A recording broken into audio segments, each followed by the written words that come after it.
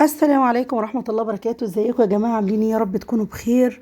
انا عارفة طبعا الفيديو ده نزل متأخر. انا كنت مصورة من قبل العيد، ولكن جيت حصلت ظروف وبعد كده تعبت شوية وما قدرتش والله ان انا امنتجه وانزله. ولما تيسرت الامور قلت يلا على بركة الله ويلا عشان مطولش عليكم. معايا هنا طبقين من الدقيق، كل طبق فيه حوالي 315 جرام من الدقيق بما يعادل كوبايتين ومعلقة. في طبق منهم هاخد منه معلقتين تلاتة كده، وهزود مكانهم معلقتين تلاتة من الكاكاو. طبعا الكاكاو منخول برضو عشان اتأكد ان هو مفيهوش اي تكتلات. معايا هنا 3 بيضات وكيسين فانيليا، ومعايا حوالي كوباية الا ربع من السكر البودر، بيضة كاملة، وفي بيضتين اخدت البياض بتاعهم واتخلصت منه يعني مش هستخدمه. يعني بيضة كاملة وصفار 2 بيضة. ومعايا هنا كيلو من الزبدة. انا استخدمت هنا ميكس من الزبدة النوزلاندي والزبدة الفرن. انت تقدري تستخدميها زبدة كاملة نوزلاندي او فرن او اي زبدة انت بتحبيها. اخدت الزبدة مع السكر البودرة اللي معايا، وهبدأ اشغل عليهم الميكسر او المضرب الكهربائي. وتقدري تعملي الخطوة دي بالمضرب اليدوي، ولكن هتاخد منك فترة طويلة جدا يعني ومجهود زيادة. فطبعا انا هخفق فيها لحد ما تتحول معايا تبقى هشة وكريمية وشبه الكريم شانتيه كده عشان تبقى جاهزة معايا. وفي الاثناء دي انا هحاول ان انا اقلب الزبدة واتأكد ان انا بجيب من كل الجوانب عشان اتأكد ان كلها اتخفقت كويس على مستوى واحد يعني. في الأثناء دي أنا هبدأ أنزل الفانيليا اللي معايا، كيسين الفانيليا اللي معايا، علشان تندمج كويس لأن فيها نسبة سكر برضو. وبعد كده هنزل بالبيض اللي معايا، البيض بدرجة حرارة الغرفة، بس مش هنزل بالبيض كله مرة واحدة. أنا هنزل ببيضة بيضة، وكل ما تندمج أبدأ أنزل باللي بعدها. أنا زي ما قلت لكم أخدت بيضة واحدة كاملة وصفار 2 بيضة يا جماعة، مش 3 بيضات كاملين.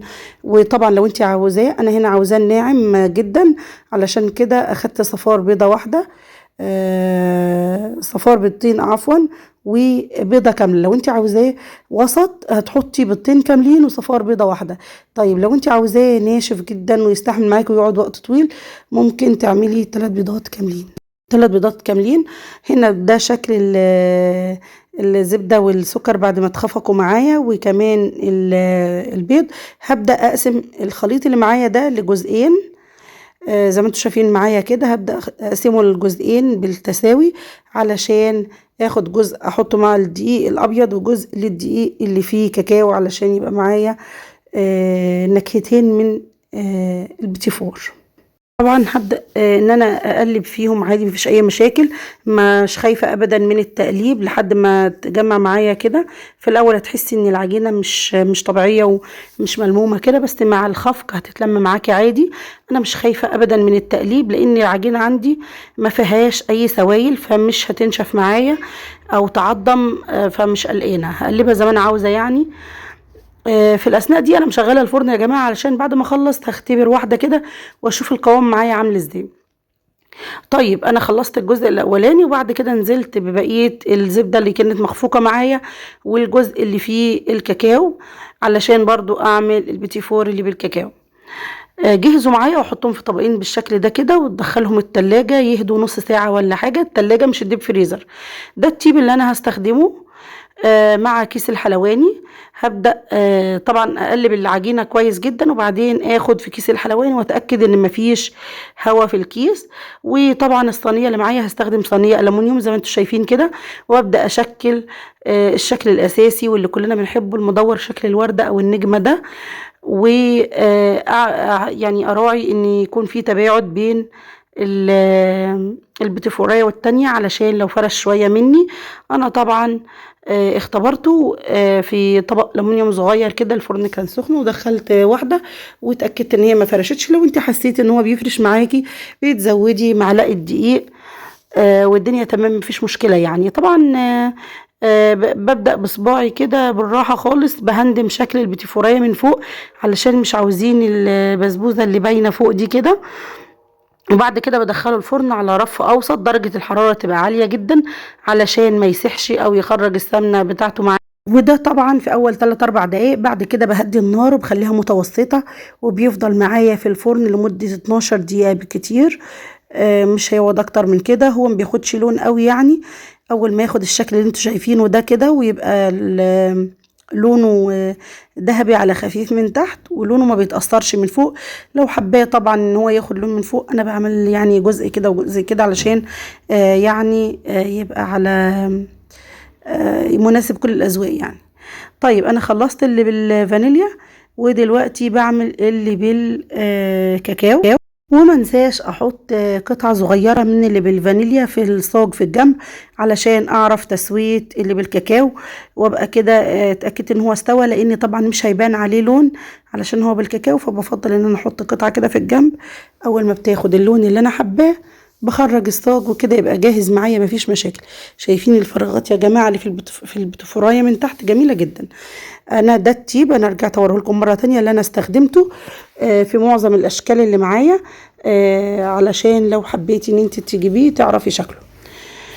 طيب انا خلصت كل الكميه اللي معايا وسبتها تبرد، وللامانه انا يعني جمعت البيتي فور تاني يوم. انا بحب اسيبه لحد ما يبرد تماما تماما تماما علشان اقدر امسكه كويس واستخدم الحشوات، لان هو بيبقى ناعم جدا.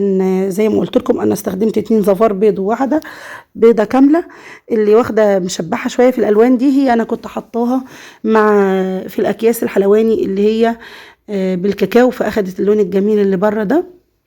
وده برضو ليها تزيين، هنشوف مع بعض ان شاء الله. هنبدأ دلوقتي ونشوف ازاي ان احنا هنجمع البيتي فور ونزينه. الإضاءة كانت أسفل، الإضاءة ما كانتش مظبوطة. احنا كنا هنا بنصور في بيت العيلة، و ما كانتش الإضاءة يعني قد كده، ولكن أهم حاجة النتيجة طلعت الحمد لله كويسة جدا. شايفين أنا بوريكم هنا ناعم قد إيه اللي بالكاكاو، وكمان اللي بالفانيليا. أنا أخدت شوية من الفراولة اللي بالمشمش وضربتهم كويس بالشوكة، ولو جامدين يبقى بالخلاط، وبعد كده حطيتهم في كيس كده من بتاع المطبخ أو كيس حلواني المتوفر عندك يعني، وبدأت أجهز. وبالطريقة دي أسهل طريقة إن انت تجمعي بيها البيتي فور. بتحطي المقاسات اللي انت عاملاها قد بعضها جنب بعضها بالشكل ده كده، وتبدأي تاخدي كل جزء مع ما يناسبه من الجزء الآخر يعني، وبتشكليه بالشكل ده كده.